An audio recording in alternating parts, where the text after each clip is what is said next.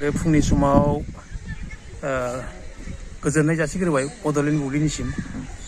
ओमफ्राय दा बेजोंनो लोगोसे मोनसे फोरमायनो सानदों जे नोंथाङा जे सोंदों दा बे साइनासालिखौ बानायनो थियारि जागासिनो दङ। दा बे जाबाय मोनसे नैबे नन्दिपुरावहाय मोनसे ख्रिस्टान धोरोमनि मोनसे मिसन दं आरो बे मिसननि मुङानो जाबाय बिलिभार इस्टार्न चार्च होननाय।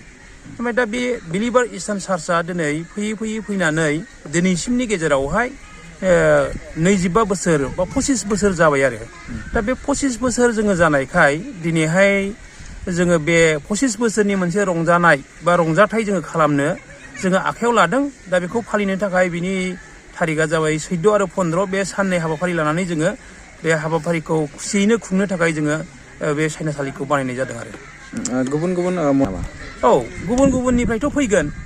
जोंनि बिलिभार इस्टार्न चार्चआथ' जेसेबां दं दा बुंनो थाङोबा जोङो 90 चार्च दं आरो। दा 90 चार्चनिफ्राय खमब्लाबो फैगोन। बेखौनो मेसेज होनो सानबाय जे बा सानदों दे दा रुफाथि मायथाइया जाबाय मोनसे रंजानायनि दिन। दिनै जोङो 25 बोसोर जिहेथु इसोरा जोंखौ खांबोबाय आरो नेबोबाय बासायबोबाय। जोङो मोनसे बिसास दं ख्रिस्टान धोरोमावहाय जे एसे गोबाव जोङो 25 बोसोर जोङो थांनानै थानो हाबाय बे नन्दिपुर गिर्जायावहाय बा गामियावहाय।